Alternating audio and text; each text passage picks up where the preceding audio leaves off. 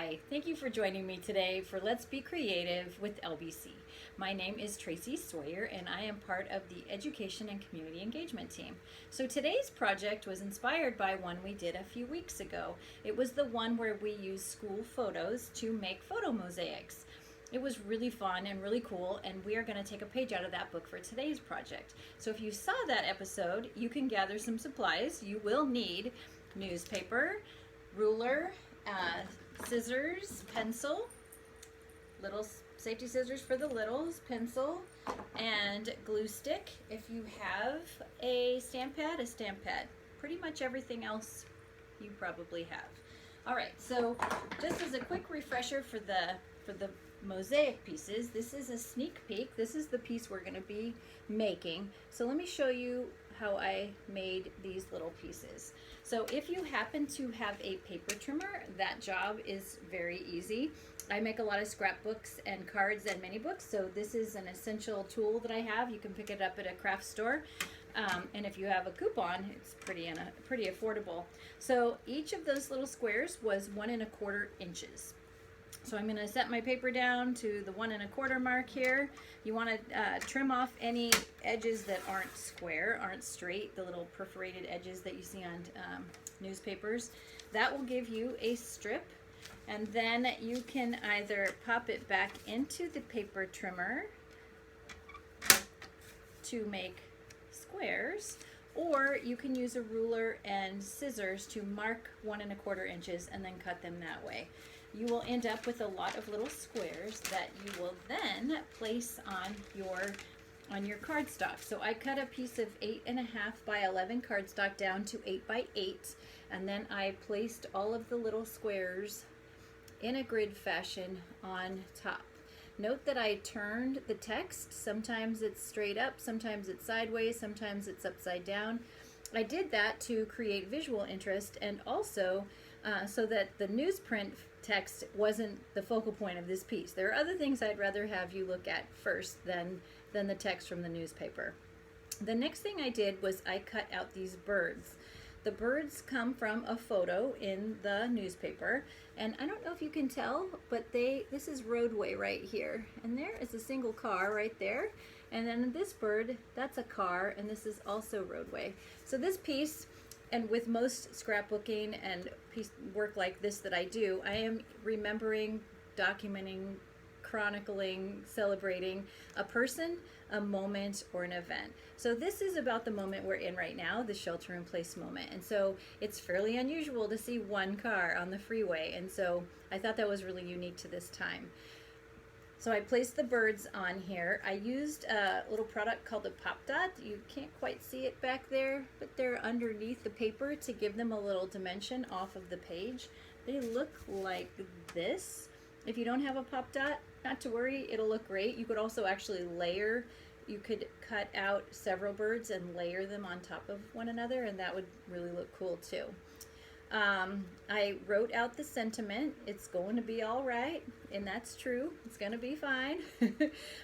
Wrote out the sentiment, cut out the little papers, mounted them on black cardstock, and placed them on this sheet.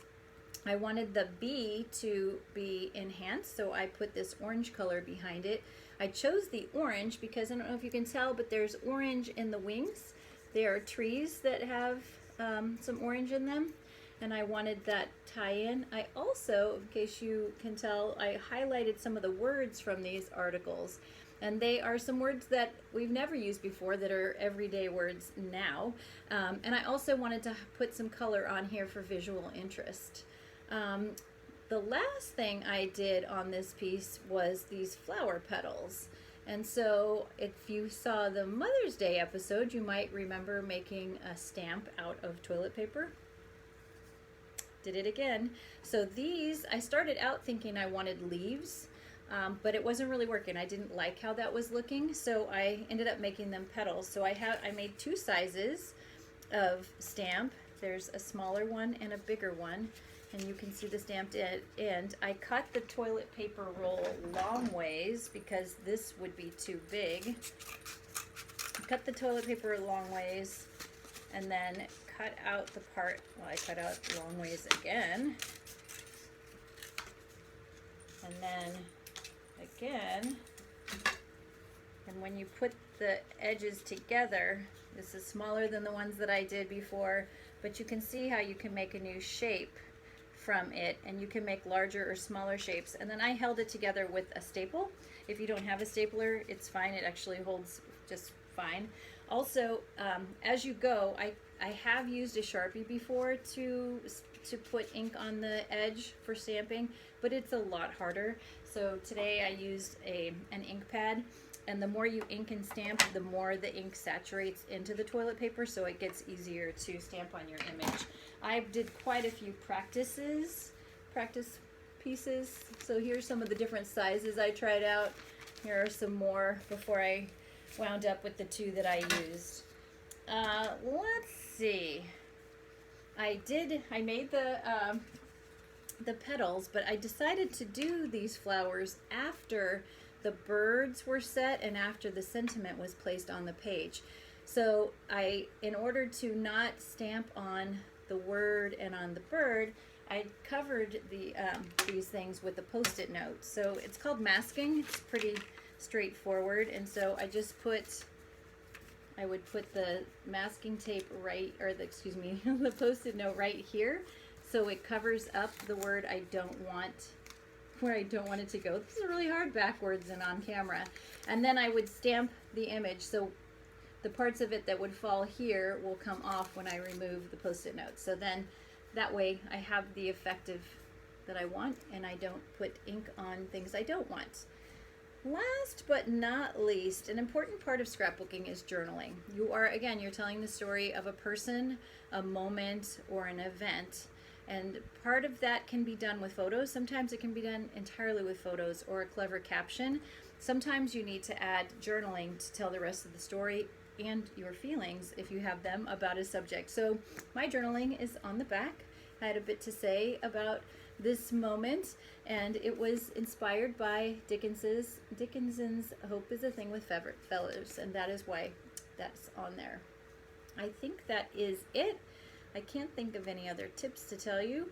I would love to hear your go-to phrases and positive statements that you are using at this point. And if you make a project like this, I'd really love to see it. You can post it to this page, or you can send it to my email at tsawyer@lutherburbankcenter.org. I hope you have enjoyed this, and I hope you will tune in again tomorrow at 1 p.m. for more arts content with Let's Be Creative with LBC.